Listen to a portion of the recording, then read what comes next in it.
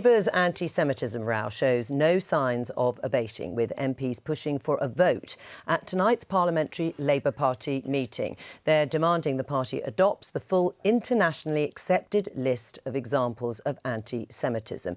Clive Lewis, should the party just accept the IHRA's definition in full? We have. The IHRA definition is word for word in the Labour Party's Code of Conduct. And all the examples that go with it. And so on the examples. So this is the critical thing here.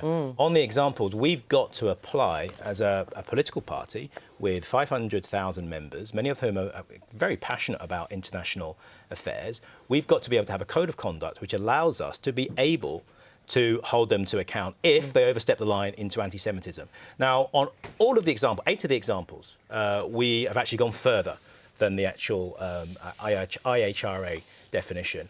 On 2, we've included them in the actual Code of Conduct itself, and there's one more that's outstanding, as I understand it, and that's the one where I think the NEC has quite rightly said on the issue of Israel as a racist endeavour or racist. This is the one that now has gone out to consultation with Jewish groups. That's what the NEC agreed, and I think that's right. But why has it gone out to consultation? Because it's gone back to consultation, I should say. Well, because actually Jeremy Corbyn, Labour leader, wrote to Jewish leaders in March saying comparing Israel or the actions of Israeli governments to the Nazis, which is what you've been saying, attributing criticisms of Israel to Jewish characteristics or to Jewish people in general, and using abusive phraseology about supporters of Israel, such as Zio, all constitute aspects of contemporary anti-Semitism. He was very clear.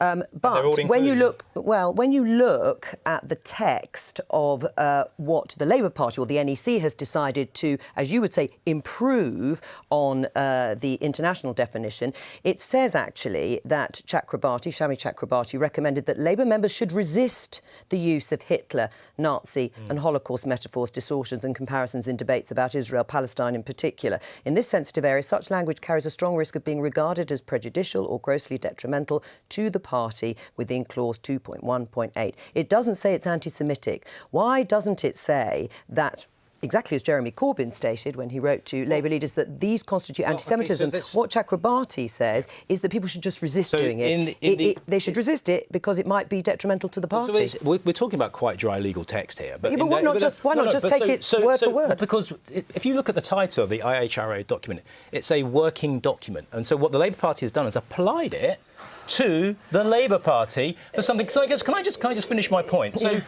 in the document, it says may constitute. Under the IHRA document, it says may constitute anti-Semitism. Ours says likely to constitute anti-Semitism. So that is a far more robust definition than is actually in the document. So can I just make... OK, yeah, I'll finish. Go on, Gisela.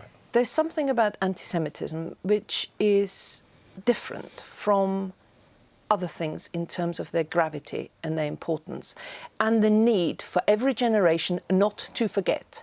And therefore, if you have an internationally agreed definition, you should stick to the whole of that definition. You do not create any grey areas, you do not create any space, because this is something which I just feel so strongly about, and I find it so sad that I have a Labour Party. I have a Labour Party that is dividing itself over something which it should actually be leading and fighting for. OK, so you've already, and with no disrespect, but you've just said that we haven't adopted the definition. We have adopted the definition. These are the working examples that we're talking about. But you've changed them. You have changed the wording. We've enhanced them. So can I just say, better position? No, I'm saying that what we have done, what I can finish. What we have done is we've turned this working document into a document that we can use as a disciplinary process to robustly make sure that anti-Semitic comments within our party, in the course of debates, in the course of social media, in the course of commentary, can be taken to task. And look, I'm just going to make a point here, and I'm going to pick up on what's been said just now. I mean, look, I fully understand the massive contribution to the Labour Party, to socialist thought that Jewish people have and continue to give into the Labour Party. I think there's no one in our party that despises the place where we find ourselves now in this situation where we have this row. The Labour Party, which is meant to be at the forefront of challenging social justice, equality, anti-racism. It's why I joined it. So are you surprised? Are you surprised by the opposition? Well, are you tying yourself up in knots as the Labour Party over this? There's a very simple solution to this, which is Jeremy Corbyn, when he said that he made this big, open, honest pledge pledged to do everything he can to root out anti-Semitism and the perception of anti-Semitism in the Labour Party, is not the simplest thing to do, just to accept and say, you know, accept expertise from Jewish community leaders and Jewish groups to say, look, we may disagree with some of it, but as a sign of our commitment, we are taking your text and your examples. I will tell you why, and I will tell you why I think this. The definition has been accepted, but listen, there is something about the freedom of speech, the freedom of speech, the right to be able to criticise Israel and its actions, and allowing our members to be able to do that and not be considered anti-Semitic. There is a balance between freedom of speech and anti-Semitism. Is it anti-Semitic to compare Israeli government actions to Nazism? In the document here, it says it's likely to. Yes. And it is all right. In the document, it says you should not go down that path. Because we've got to move on. We've got to move on. Right. Just briefly, you know, obviously, Margaret Hodge, the Labour MP, who called Jeremy Corbyn anti-Semitic and a racist, and has been told that she can expect disciplinary action. In fact, a letter has been written to her within 12 hours, very promptly by the Labour Party. Let's just have a listen to what she had to say in response. Within 12 hours of my actually talking to Jeremy Corbyn face to face, I received a disciplinary letter. 12 hours. Think how long it has taken for the Labour Party to respond at all to any of the allegations of anti-Semitism. OK, Clive, just quickly, should she be rebuked or not? I think it should be calmed down. I just think it should all be calmed down because I hope it doesn't go any further, personally.